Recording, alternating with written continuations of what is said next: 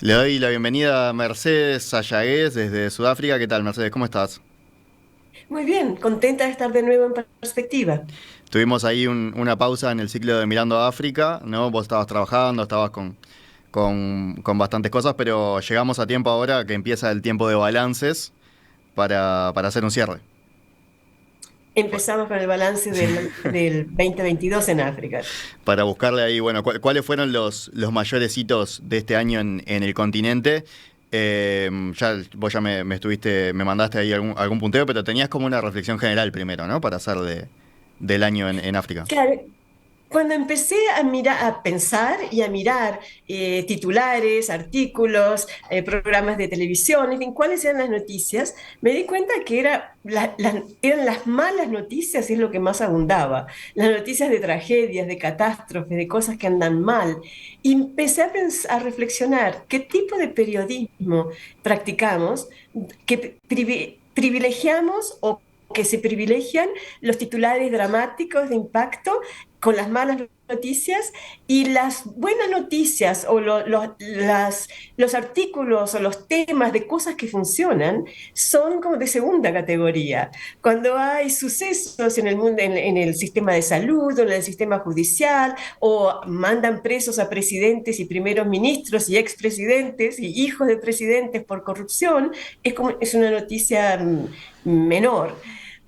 Y lo comenté con el editor para África de Society Press, que también empezó a buscar. Me dijo, pues todo lo que más tenemos son malas noticias. Entonces creo que es importante ver cuál es la jerarquía de las noticias, porque si solamente damos las catástrofes y las tragedias, nos perdemos una parte muy importante de la vida de cualquier país y de cualquier continente, especialmente de África. Claro, te iba a decir, es con lo que más asociamos a África, ¿no? Desde esta parte del mundo, Claro. más con lo Y por negativo. eso, sí, y por eso decidí, vamos a empezar por el otro lado. Vamos a empezar por buenas noticias o noticias de cosas que funcionaron bien. Y empezamos por el fútbol, ¿no? Bueno, que Marruecos haya clasificado es la mejor noticia del año en África. Primera Primera vez vez, que, claro, eso te iba a sí, decir. Primera vez que un club africano, la vez anterior que era Ghana, un club, digo, una selección africana, en 2010 Ghana llegó a cuartos y la bloqueamos nosotros.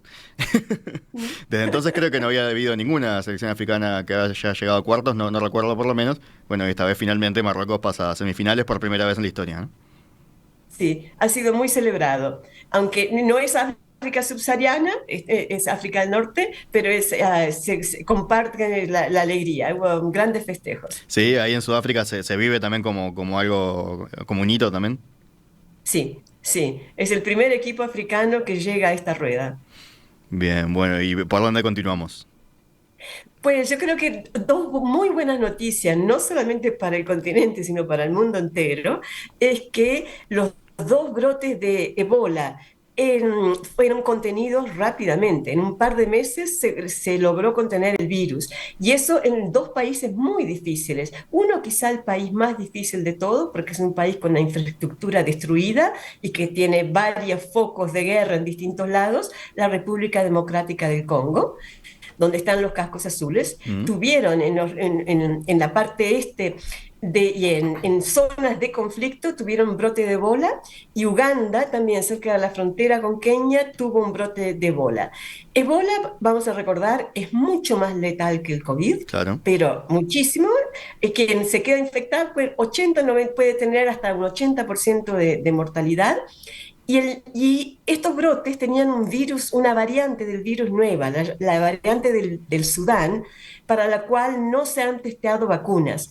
Para la variante Zaire sí ya hay vacunas que se dan cuando hay una epidemia, cuando hay un brote. Para esta no, lo cual complicaba más el asunto y también había que contenerlo para que no vaya ni a las capitales, ni a otros países, ni se desparrame por el mundo.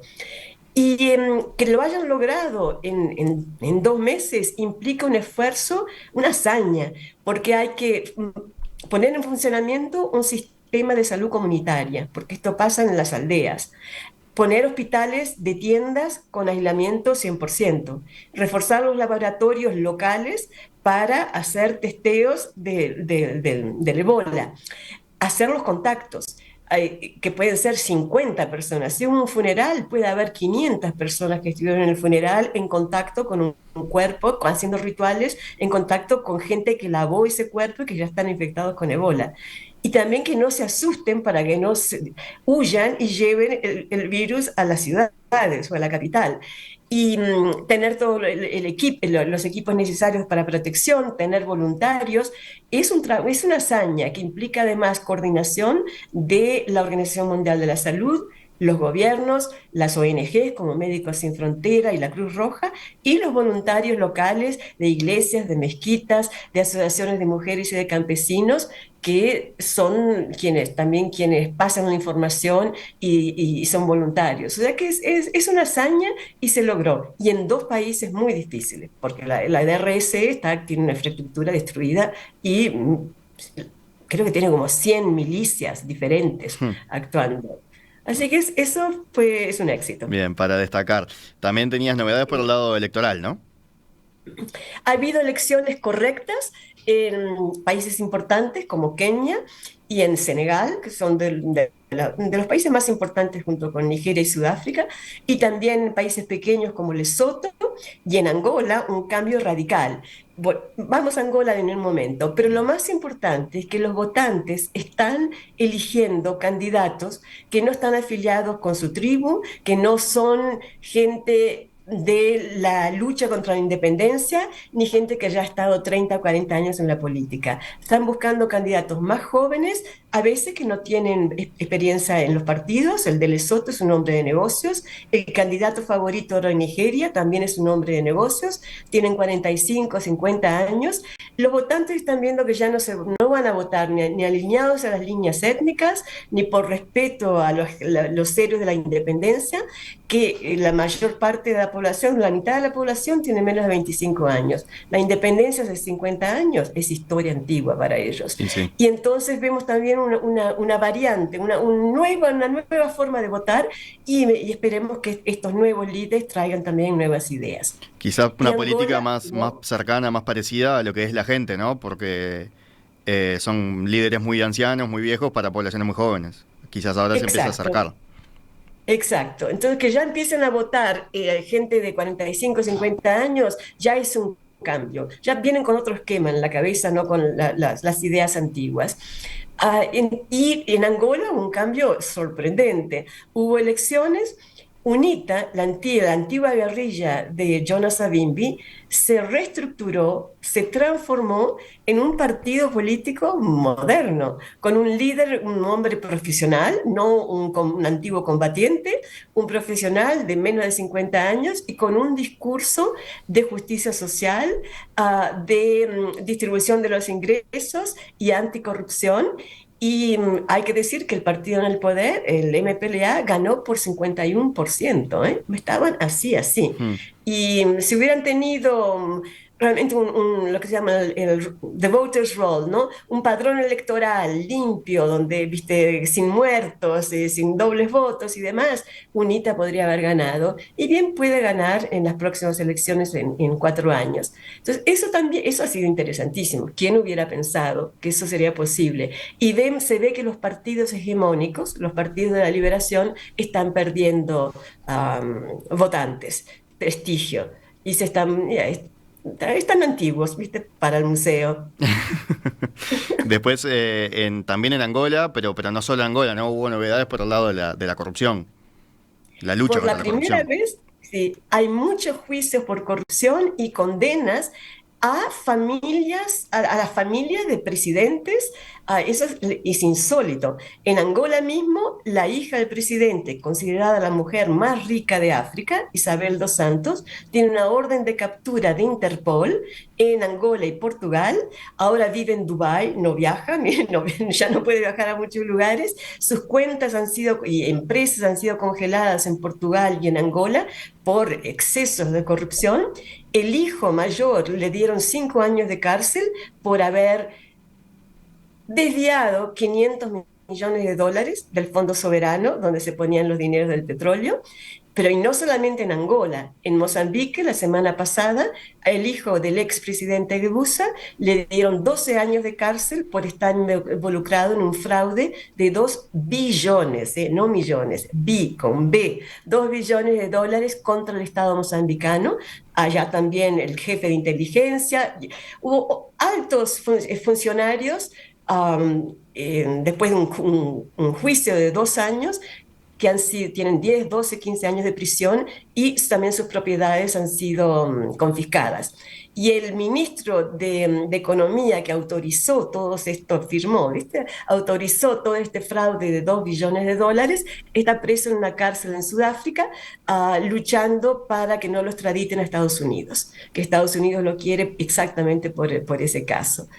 Entonces, eso es alentador, Vos lo ver ves, que Mercedes, vos que sí. conocés bien el continente, ¿lo ves como un paso hacia una institucionalidad más fuerte en estos países, quizás que siempre tuvieron institucionalidades débiles, ¿no? Factibles a la corrupción, a los excesos? ¿Esto lo ves como pasos en la dirección de sistemas de justicia más firmes, o no? Va por ahí. Sí, con respeto a lo que los jueces dicen, jueces que además am, que sienten digamos, que pueden, que están respaldados por un Estado de Derecho para hacer esto y que no los van a asesinar estilo mafia cuando Hmm. salen del tribunal, y también que se acabó la impunidad. El mensaje que se está pasando es a los políticos: se acabó la impunidad. Pueden robar cuando son presidentes, pero después viene otro partido y vamos a juntar las pruebas y tener, ¿cómo se dice? Prosecutors y fiscales y demás, pero tener eh, sistemas que funcionen. Eso es un buen mensaje. En Se acabó Sudá- la impunidad. en Sudáfrica hubo algo también, aunque ahí que, por lo que contabas vos, un poco impune salió, ¿no? Con, El presidente sí. Zuma, que tiene 700 cargos de corrupción, finalmente le dieron unos cuantos meses de cárcel, pero entró a la cárcel y inmediatamente lo mandaron al hospital alegando yo qué sé, palpitaciones al corazón, y a los 3 meses el jefe de las prisiones, Arthur Fraser, lo liberó ¿viste? Por mala salud y demás. Después lo ven, ¿viste? De mala salud, bueno, pero anda por todas partes en KwaZulu-Natal. O sea, fue una estratagema. Pero ahora, como de nuevo, dicen, ahora tiene que ir de nuevo porque si está en los restaurantes y bailando y en los mitines y demás, no está enfermo. Hay un juez que dijo: marche de nuevo al preso porque no está enfermo de verdad. Y eso también es un mensaje importante. Y hay varios casos que están circulando, que están en Sudáfrica, quizás de personajes menores, pero están limpiando el, el- sí, los asuntos corruptos y a los políticos corruptos. Es Bien. lento y puede haber vendetas personales también, ¿no? Pero es importante que esas cosas sucedan y que sean altamente publicitadas. Bien. Mercedes, otro aspecto de África no es solo la corrupción o los problemas de salud, después están vos ya hablabas de milicias hace un ratito, los problemas militares, ¿no? Las guerras que hay. También hubo novedades positivas por ese lado. Hubo 2 acuerdos de paz, uno en Etiopía entre las fuerzas Tigray y el gobierno. Ese es una guerra civil, un conflicto civil. Esperemos que dure. Por lo menos el acuerdo de paz que se firmó en Sudáfrica hará 3 semanas permitió que inmediatamente empiece a entrar la ayuda alimentaria a la zona de Tigray, donde estaban realmente afligidos. Allí había hambruna, no había medicamentos, no había nada. Han pasado 6 meses de guerra sin tener ayuda humanitaria que el gobierno, la capital, Addis, les bloqueaba. Y a partir del acuerdo de paz empezó a entrar. Y Sudán también en un acuerdo de paz, hay que ver qué pasa. Esas son, bueno, veremos el año que viene. Hay otras zonas, las insurgencias yihadis islamistas, esas en realidad están creciendo. En Mali, en Burkina Faso, expandiéndose un poco por Benín, con pequeños ataques, y por supuesto en el norte de Nigeria, también Níger trata de contenerlas, pero tiene problemas, en el norte de Mozambique, y han aparecido también, además de las milicias étnicas en el este del Congo, también aparecen ahora milicias islámicas. También en el Congo. Eso es un problema. ¿Mm? También en el Congo, ¿no? También en el Congo ahora han aparecido esos nuevos y, algunos de los militantes que en el norte de Mozambique fueron entrenados en la zona del Congo y después van para Mozambique. Eso es un problema muy serio, ¿no? Que destabiliza todo el Sahel. Y el nuevo actor en esta dinámica es el ejército de Ruanda, que ahora vende sus servicios para hacer operativos contra las insurgencias islámicas. Está presente ahora en el norte de Mozambique, ya debe hacer como 6 meses, y Burkina Faso está pensando en contratarlos, no sabe si contratar al grupo ruso Wagner o al ejército de Ruanda. Entonces, bueno, si les pagan, el ejército de Ruanda actúa. O sea, son Em, mercenarios, pero de un estado, ¿no? Pues, Sí, mercenarios de un Estado. Ahora, la semana pasada, la Unión Europea dijo que ellos contribuirían con 20 millones de euros para el ejército de Ruanda para el operativo en el norte de Mozambique. Y eso crea cuestiones éticas, jurídicas y de todo tipo, ¿eh? Porque además, una vez que el ejército de Ruanda entra, y eso lo vimos en el Congo, es muy difícil después sacarlo, porque inmediatamente después, además, empiezan a tener concesiones mineras, concesiones de negocios, y después se enquista, los intereses de Ruanda se enquistan en ese lugar.